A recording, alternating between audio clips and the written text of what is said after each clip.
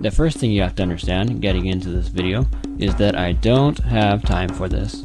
At any given time, if I'm not working on my video game, then I'm working on my novels. And if I'm not working on my novels, then I'm doing some kind of photo shoot. And if I'm not doing a photo shoot, then I'm doing computer graphics, or using Photoshop, or cleaning up after my clones. We had a cloning accident a few years back, which means that now there are about 50 duplicates of me running around, each one with the IQ of a Q-tip and the curiosity of a 5-year-old. So what drives me to put all that aside and take the time to make this video? Well, let's get this started, and hopefully you'll figure it out along the way.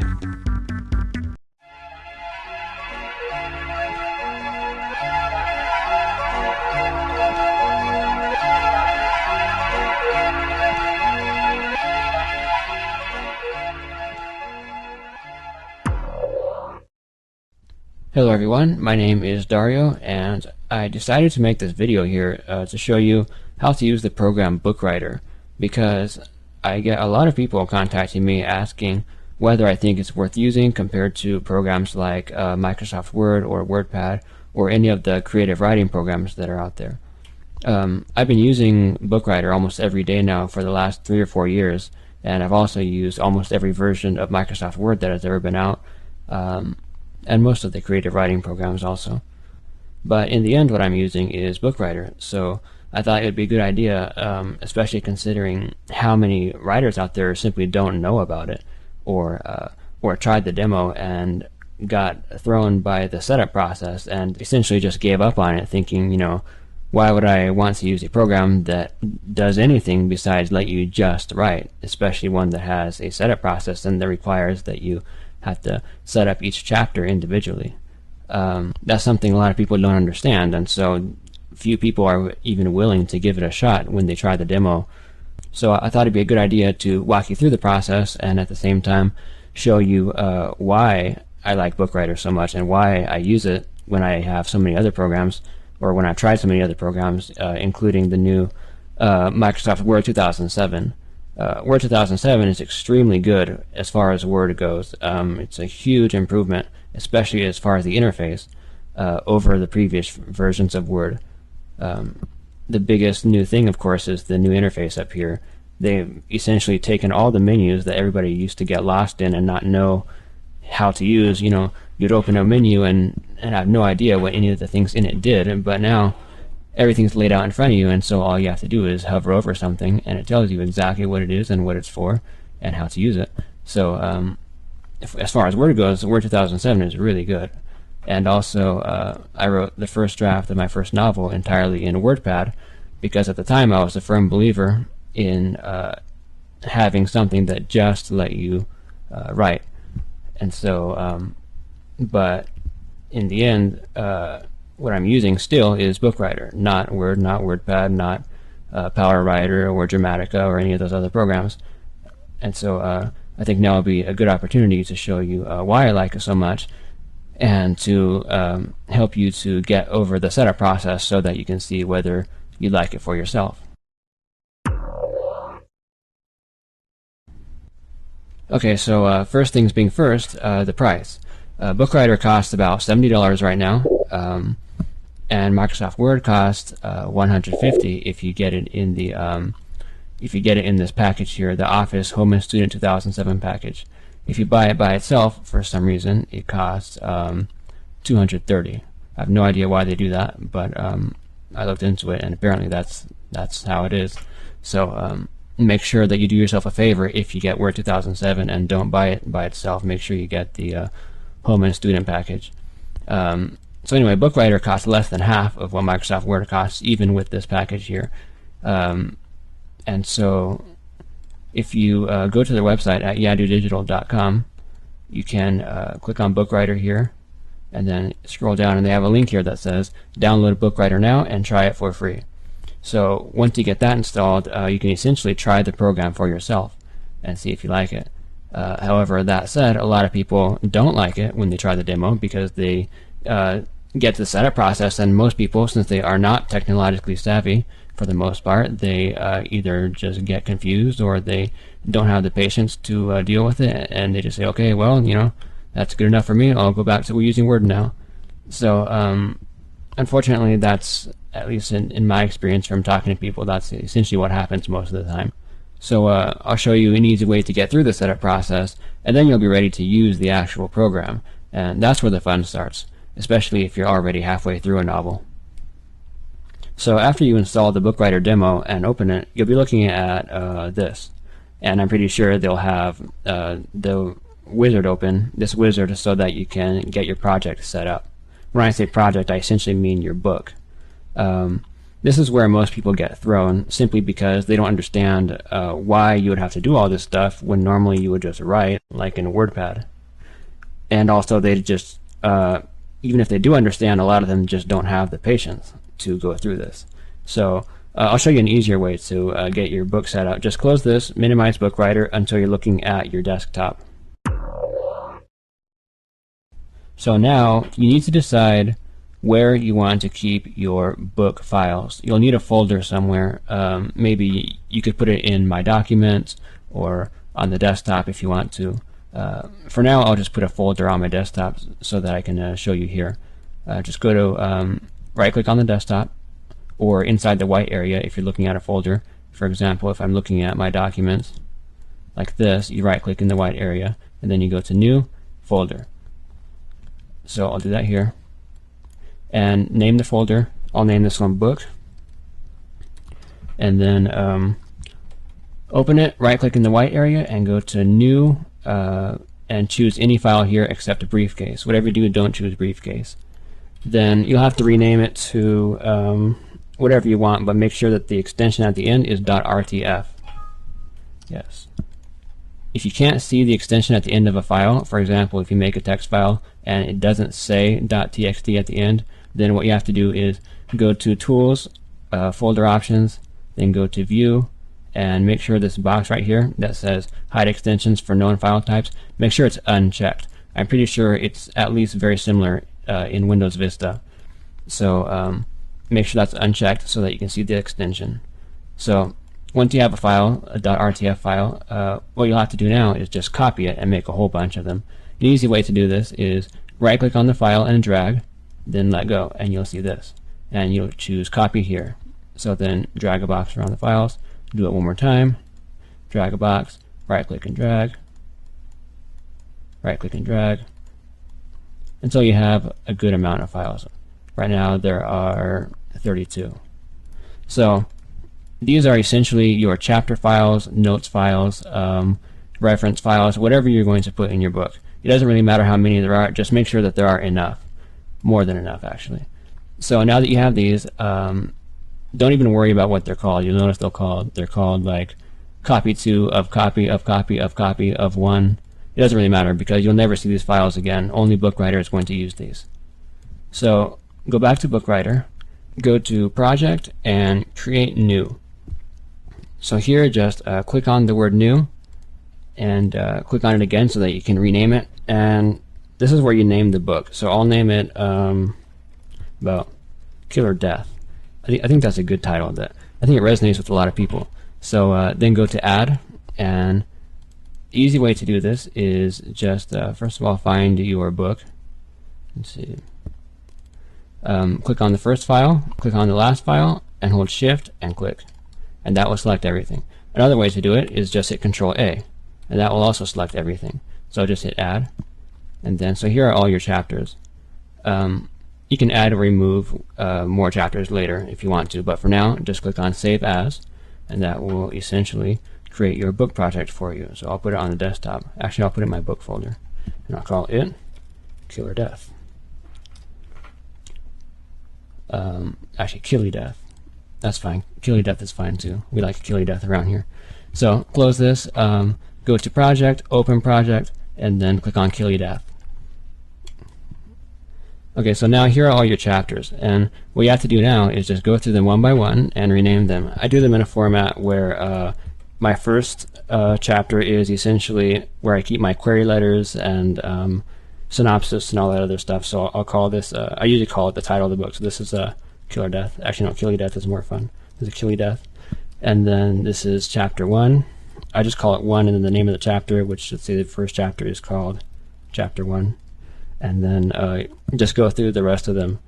And when you're done, you'll have something that at least partially resembles your novel. For example, this is the one that I'm working on right now. I'm on chapter 8, so I have the title of the book and my query letters and all that stuff in there, and chapter 1, chapter 2, etc., etc., and then everything after that, all these blank files. These are just future. Hold on.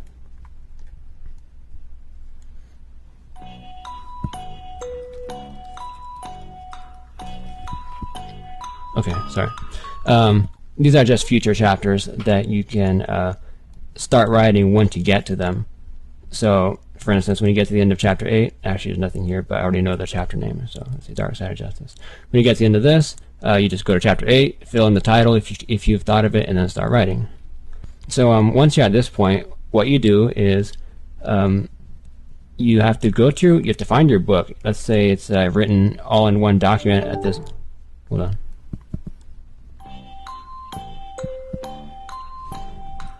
Sorry. Okay, so I'll find my book. 1 second. I'm doing this off screen. I have 2 monitors, and I'm only recording video in a tiny portion of one of them, so you won't see some of what I'm doing. Let's see, I'll go to my written folder. I'll go to Faceless Archive. This is where I keep my old stuff. This is the old draft. So let's say you have a your book file looks something like this, and it's just endless pages and pages and pages and pages and pages of text. So what you have to do is find your first chapter. Let's say it begins here, and then scroll down until you find where chapter 2 begins. Let's say I'll pretend that it's here, and then just hold Shift, click, and then copy it, or hit Control C, which is the same as copy. Then you go to your book writer file, and then you paste it. And so now you have chapter 9, and this is the chapter here. So you have to do that for each one when you're getting set up. So now go to chapter 10, paste chapter 10 here, go to chapter 11, paste chapter 11 here, until all of your chapters are set up. And then once you're done with that, you'll essentially be ready to start writing. What you can do is click this button right here that says Save All. That will save all open files, and then if you want to, you can go to Project and hit Save Project. But essentially, when you hit Close, when you exit Book Writer, it'll ask you if you want to save the project, and when it asks you, you just say yes. So once you're over that, you can essentially just start writing, and then I'll show you how that works and why I like the process so much. So to recap what you need to do, I'm going to go to Kill Your Death, and I'm going to go to chapter 1. Remember, this is the title file if you like to do it that way. I'm going to go to chapter 1, and it's going to say chapter 1, and say he died. So I'm going to copy that. Actually, you'll want to do it from your document file. So you'll copy that, copy chapter 1 that says he died, and then you paste it here. So I'll hit Control V.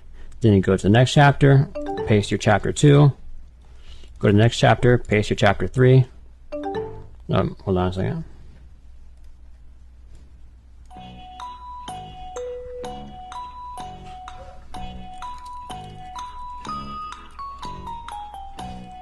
I'm sorry, people, but you're just going to have to wait. I mean, how do I know that you aren't just a bunch of 12-year-old fools from Antarctica who like to go out and kick penguins? I mean, don't get me wrong. I'm not saying there's anything wrong with kicking penguins, but basically what I'm saying is, to me, you're just a bunch of anonymous fools on the internet, so if my programmer wants to talk to me, then I'm going to talk to him. Now, don't be sending me death threats and all that stuff. Actually, no, that's a good idea. Go ahead and send me death threats because we're running low on toilet paper over here. Oh, and because they're fun to read in the bathroom, especially the ones that are well written or written by those fools from Antarctica. Those ones usually go something like, "Hey Dario, do you like to kick penguins?" And I'm like, "Why yes, I love to kick penguins. In fact, I kick them better than you, and harder than you, and further than you too." And they're like, "No. You have just invoked the wrath of the snowball. Prepare to be snow-coned tonight." Long story short, they can't tolerate the fact that somebody can kick penguins better than they can. So after that, our correspondence pretty much dies, and so they usually just go and pretty much just kill themselves. Now, which is why I think the population of Antarctica is so low right now. Okay, so back to book writer. All right, hold on. There's something that everybody needs to try at least once in their lives. Watch. It's called, of course, the penguin kick. This game is ingenious. Watch. Oh my gosh, how did I miss? Okay, maybe it's more like penguin whack with the giant stick, but that's fine. I mean, at least you get to launch penguins. I mean, how else can you launch a penguin without having to go to Antarctica?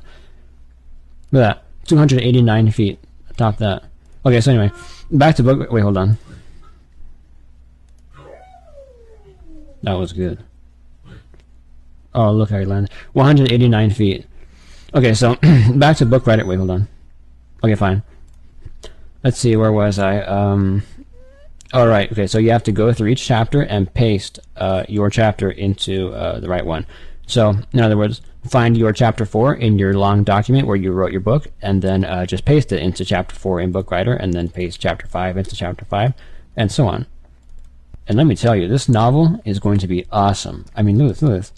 Look how many times the main character dies in one chapter. Where else can you find a novel where he dies 3 times in one chapter, and then lives on to die again in the next chapter? Watch, look at this, look at this. Look how many times he dies. I think I'm going to get rich. So anyway, let me go to a project that is already finished so that you can see how the rest of the features work. Okay, so this is the first novel that I finished in Bookwriter called The Legend of Faceless. Unlike Killy Death, it's not about killing and death. I mean, in fact, only about maybe 7 or 8 people die in the whole thing.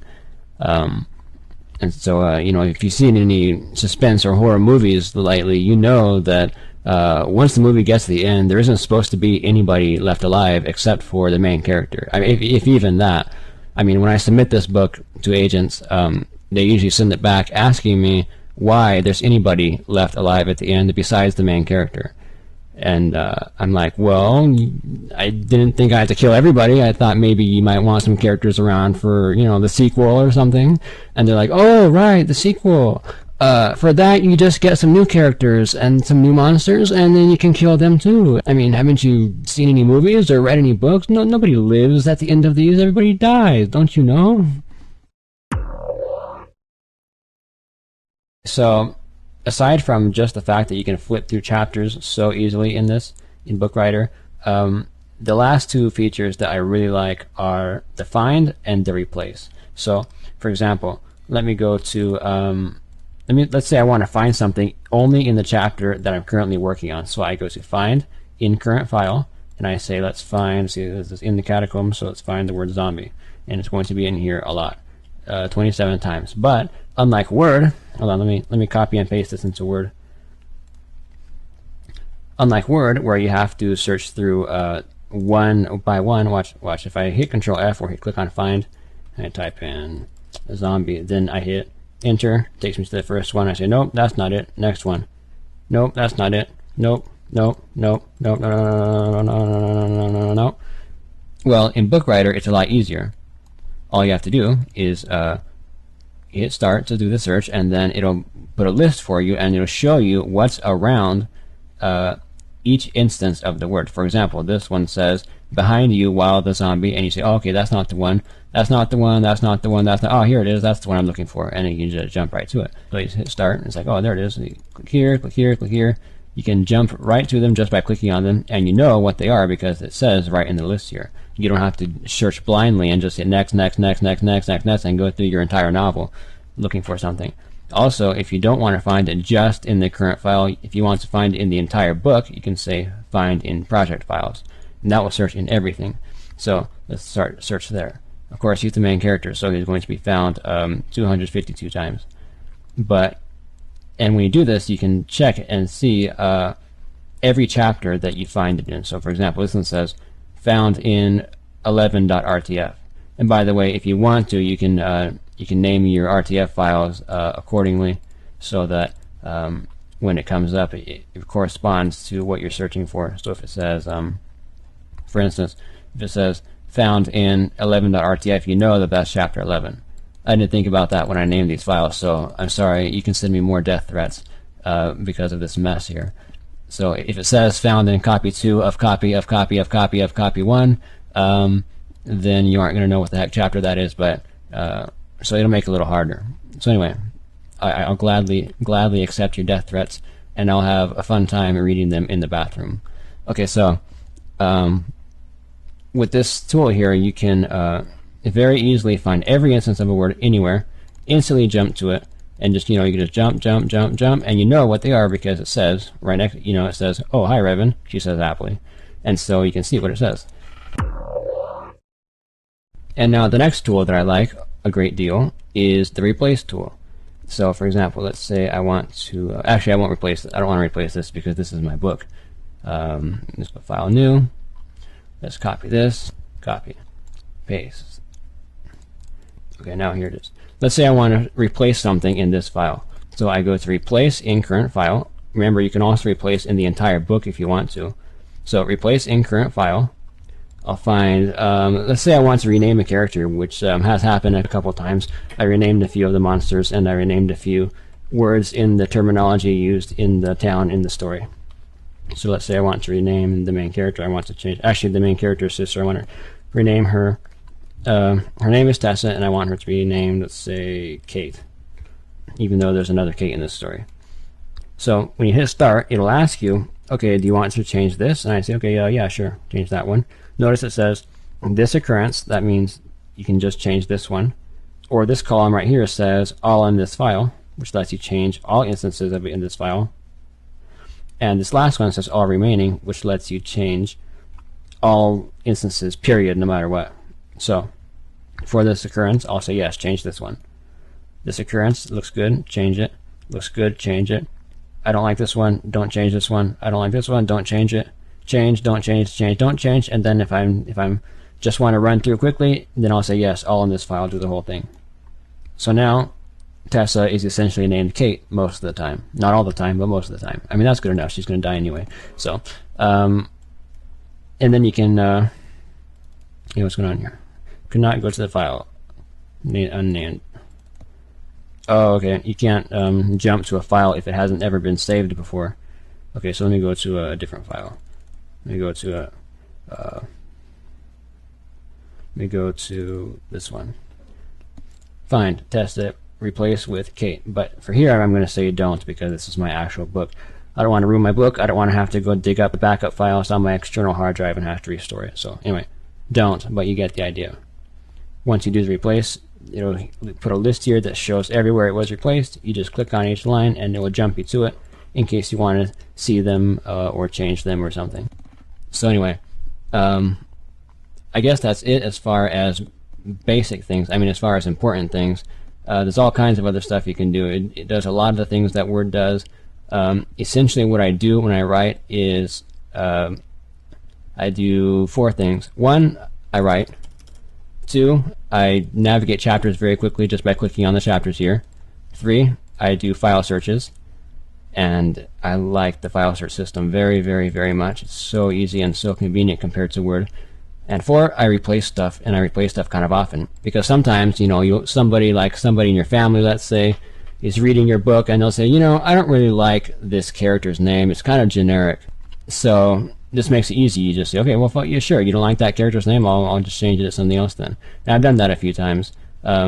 The monster, the main monster in my book used to be called a Desmodus. Well, a lot of people don't like that word Desmodus because it's kind of dumb, and so I decided to change it to something else. And so all I had to do was go to replace in project files. I just typed in Desmodus, and then I replaced it with molasses. And then I just hit start, and it asked me if I want to change it. Oh, it's still here. Remove cussing except when Jamie screams at Desmodus. Yeah, I don't know how that got in there.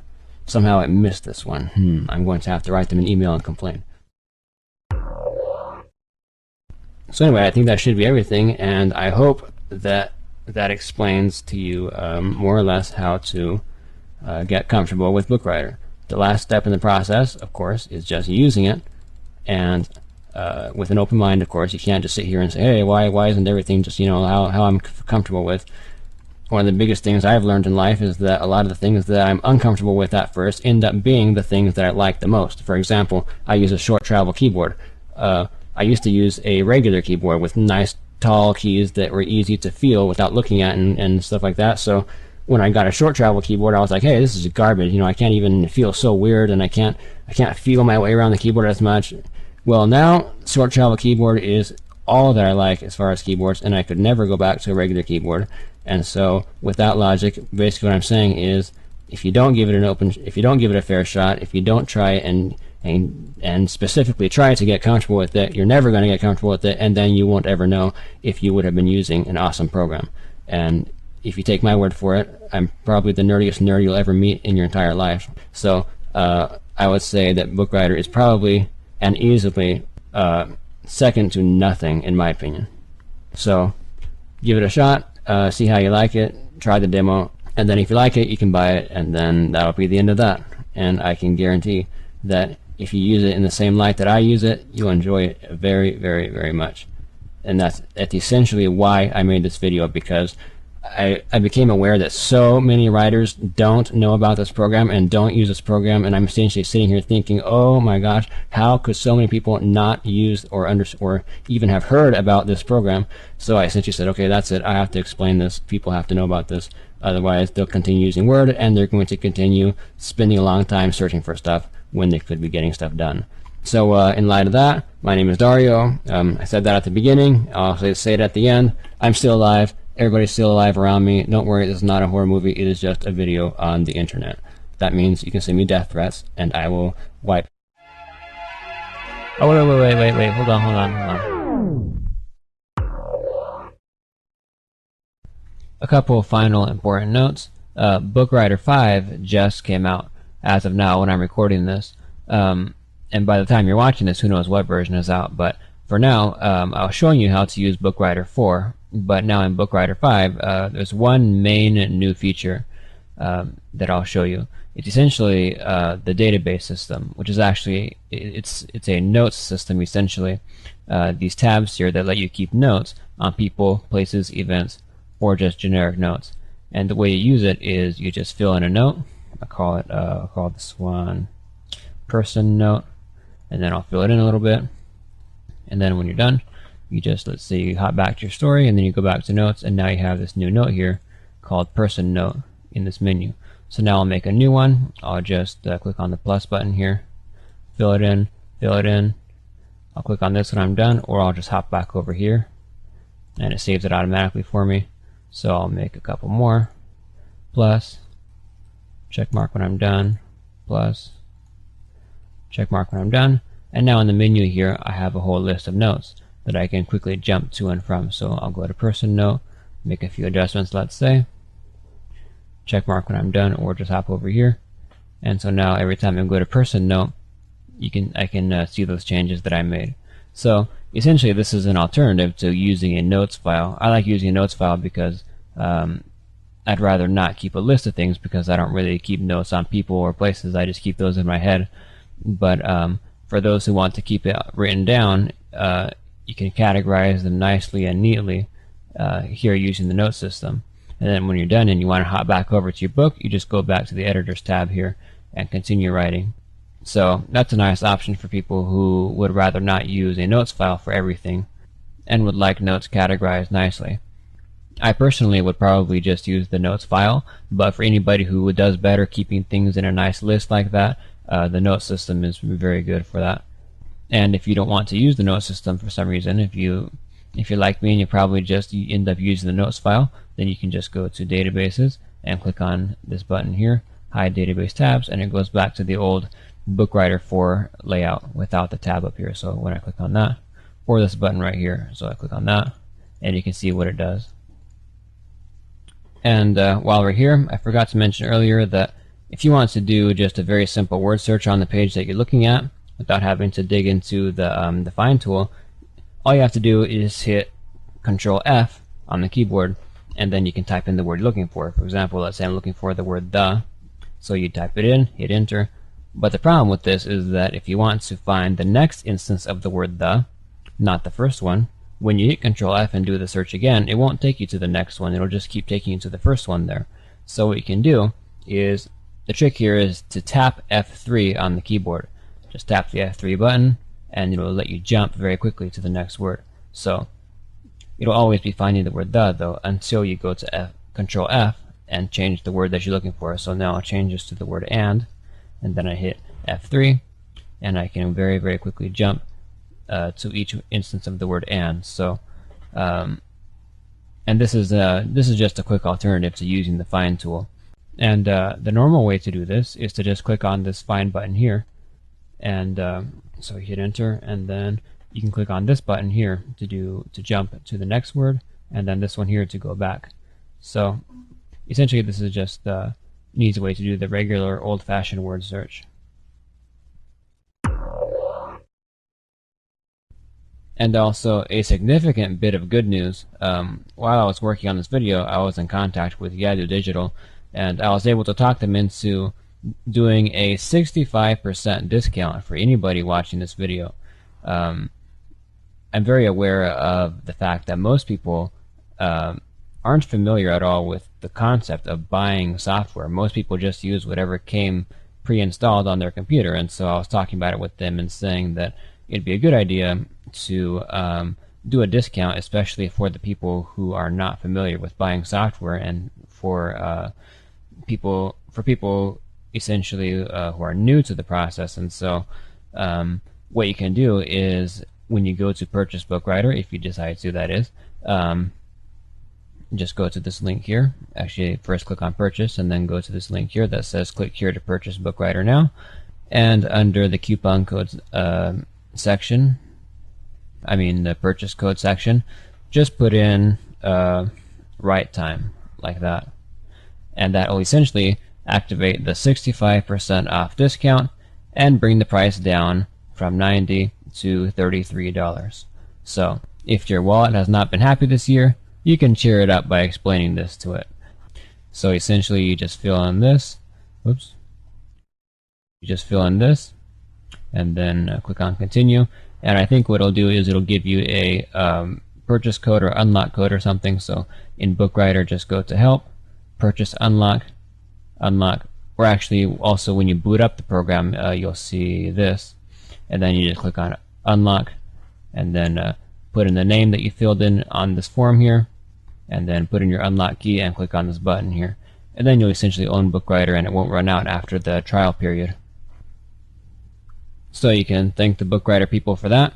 Not only do they not charge an arm and a leg to begin with, compared to programs like Microsoft Word, but they also acknowledge the fact that a huge majority of you are not familiar with buying software at all, and could use a leg up. Oh wait, hold on, I forgot something very important. When it comes time to print, and you have to print out multiple copies of your book in order to ship them out to agents, you have to go to Project menu, and then merge RTF files into one, and that will essentially put your entire book into one file. Make sure you delete your header and your notes file if you have one at the end, and then just go to File, Print, or Save As, and then you can save the file anywhere you want. Make sure you don't save it in your book project folder unless you really want it there. Hold on a second.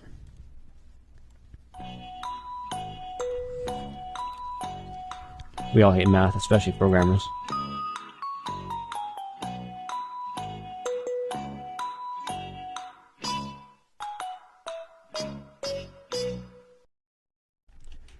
The first death threat that I ever received was actually sent by a clone, but these are not very intelligent people.